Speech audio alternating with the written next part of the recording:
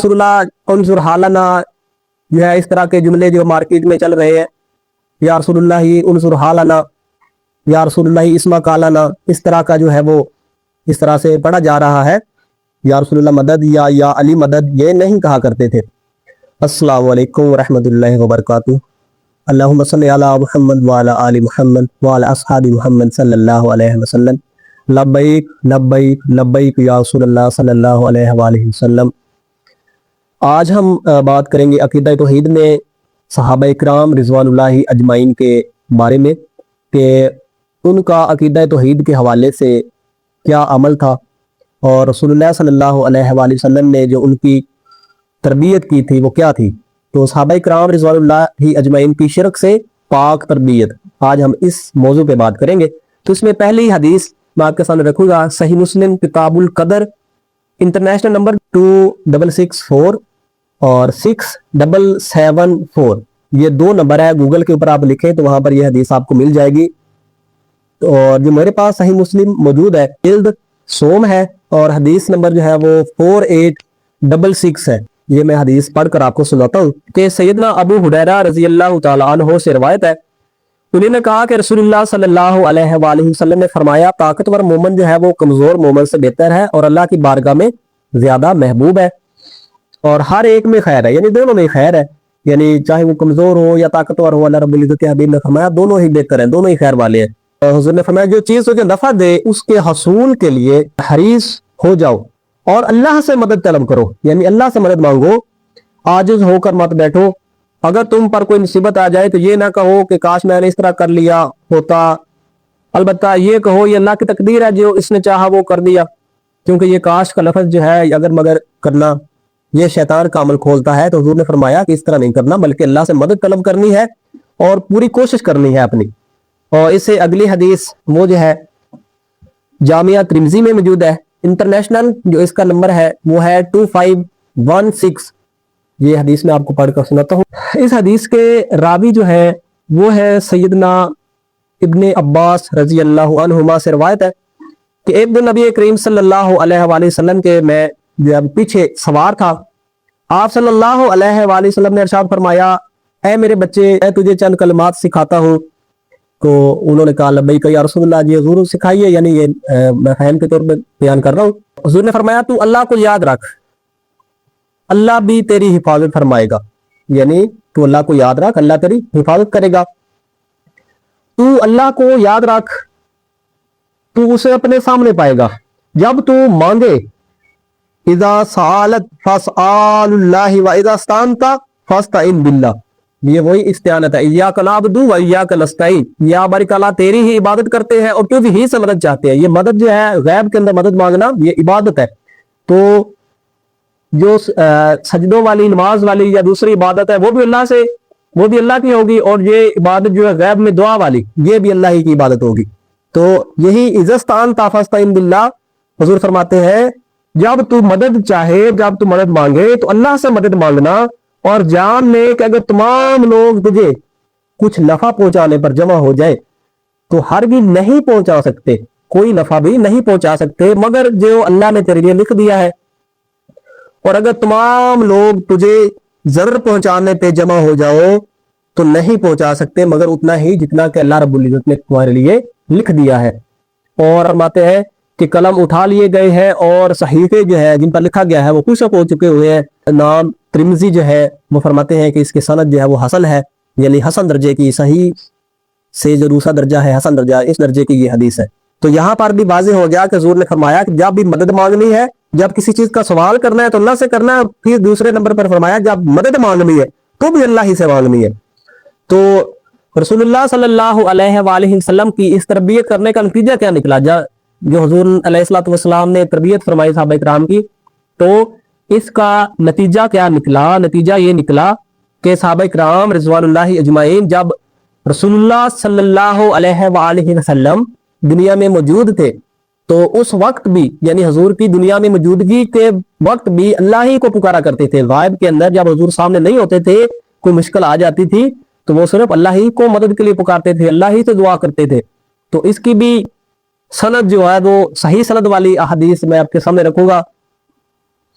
کون سی ہے کتاب ہے جی؟ صحیح البخاری، اور اس کا حدیث کا انٹرنیشنل نمبر ہے 4086۔ سیدنا ابو ہریرہ رضی اللہ تعالیٰ عنہ روایت کرتے ہیں کہ رسول اللہ صلی اللہ علیہ وآلہ وسلم نے جاسوسی کے لیے 10 آدمیوں کی ایک جماعت روانہ کی، یعنی جاسوس بنا کر بھیجے رسول اللہ نے اپنے صحابہ کرام، اور ان پر عاصم بن ثابت انصاری رضی اللہ تعالیٰ عنہ کو امیر مقرر فرمایا۔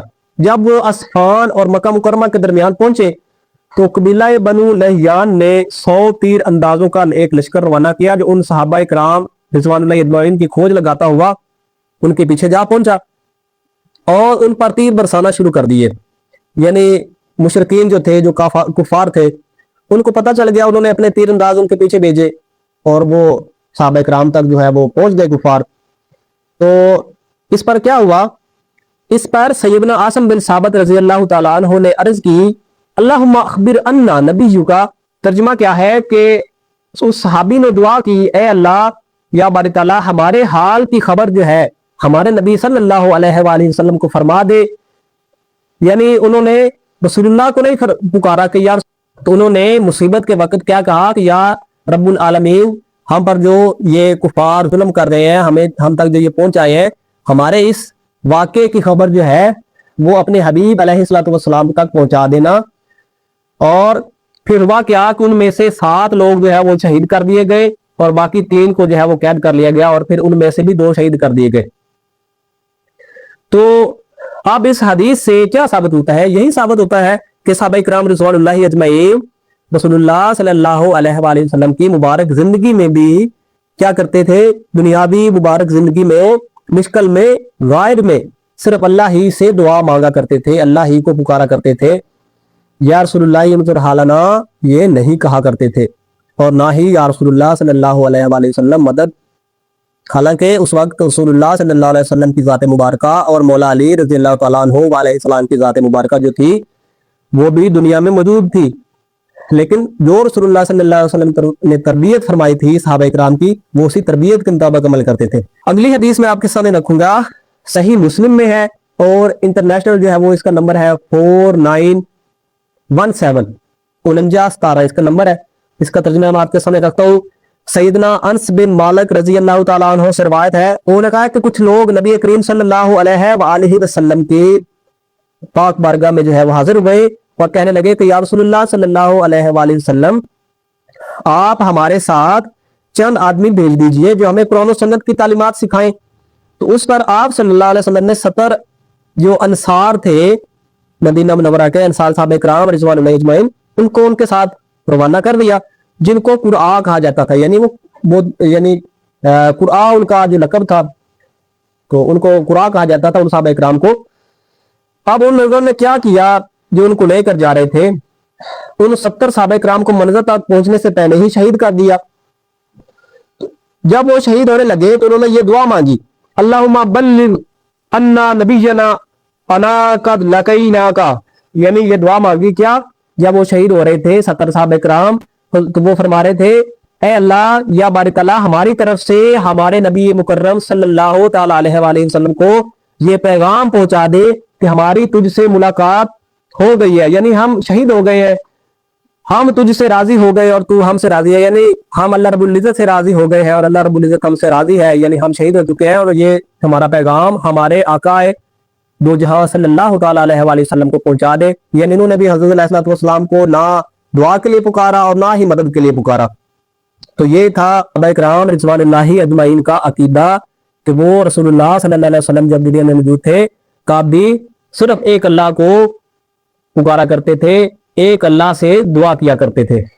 اور آخری حدیث جو صحابہ کرام رضوان اللہ اجمعین کی تربیت پر میں آپ کے سامنے رکھوں گا، وہ بخاری شریف کی انٹرنیشنل نمبر جو ہے وہ 1010 نمبر حدیث ہے، جس میں صحابہ کرام کا رسول اللہ صلی اللہ علیہ وسلم کی دنیا سے یعنی پردہ فرمانے کے بعد کا جو عقیدہ تھا کہ تب وہ کیا کرتے تھے کہ وہ سیدنا عمر رضی اللہ تعالیٰ عنہ کا عمل ہے، اور سیدنا انس بن مالک رضی اللہ تعالیٰ عنہ راوی ہے اس حدیث کے، وہ فرماتے ہیں کہ جب سیدنا عمر رضی اللہ تعالیٰ عنہ کے زمانہ میں قحط سالی ہوتی تھی، جب قحط پڑ جاتا تھا، بارش نہیں ہوتی تھی، تو سیدنا عمر رضی اللہ تعالیٰ عنہ حضور علیہ السلام کے روضہ اقدس پر جا کر دعا نہیں کیا کرتے تھے، بلکہ کیا کرتے تھے کہ حضور علیہ الصلوۃ والسلام کے چچا جان سیدنا عباس رضی اللہ تعالیٰ عنہ کو لے کر کھلے میدان میں چلے جاتے اور وہاں پر یہ دعا کرتے یا رب العالمین پہلے پہل ہم تیرے نبی علیہ الصلوۃ والسلام سے دعا کروایا کرتے تھے اور تو ہم پر بارش نازل فرما دیتا تھا. اب وہ یعنی یہ فہم ہے کہ اب وہ آپ کے پاس جا چکے ہیں یا باری تعالیٰ اب وہ اس دنیا میں نہیں رہے. یہ میں خیر کے طور پر بیان کر رہا ہوں. تو اب ہم حضور علیہ الصلوۃ والسلام کے چچا جان کو لے کر آئے ہیں, ان کی دعا قبول فرما اور بارش نازل فرما. تو سیدنا انس وہ فرماتے ہیں کہ جب سیدنا عمر رضی اللہ تعالیٰ عنہ یہ دعا فرماتے تو خوب بارش جو ہے وہ برستی. تو سیدنا عمر نے یہ ہمیں عقیدہ دیا ہے کہ ہم نے جو ہے وہ نیک لوگوں کو منتخب کرنا ہے, ان سے دعا کروانی ہے اپنی مشکلات کے لیے. یہ ہے صحابہ کرام کی تربیت جو رسول اللہ صلی اللہ علیہ وسلم نے فرمائی تھی, جو کہ بالکل شرک سے پاک اور صاف تھی. تو دعا ہے اللہ رب العزت جو حق بات میں نے آپ کے سامنے رکھی اس پر ہمیں عمل کی توفیق عطا فرمائے اور عقیدہ توحید اور راسخ اور صحیح الاسناد احادیث والا عقیدہ اپنانے کی توفیق عطا فرمائے. السلام علیکم ورحمۃ اللہ وبرکاتہ.